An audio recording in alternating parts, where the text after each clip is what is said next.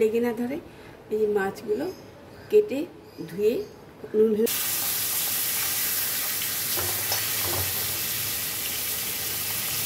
উল্টে দিচ্ছি। আমি এক পাশ ভাজা হয়ে গেছে, তুলে নেব।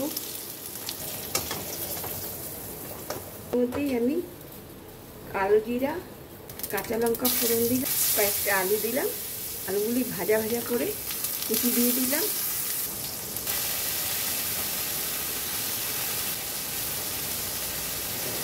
হাফ চামচ হলুদের গুঁড়ো, মতো সর্ষে গুঁড়ো দিয়ে দিলাম।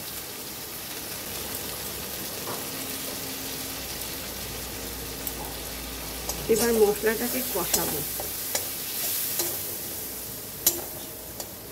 একটু তেল দিয়ে দেব। মশলা কষা মশলার থেকে তেল ছেড়ে দিয়েছে, ঝোল দিয়ে দেব।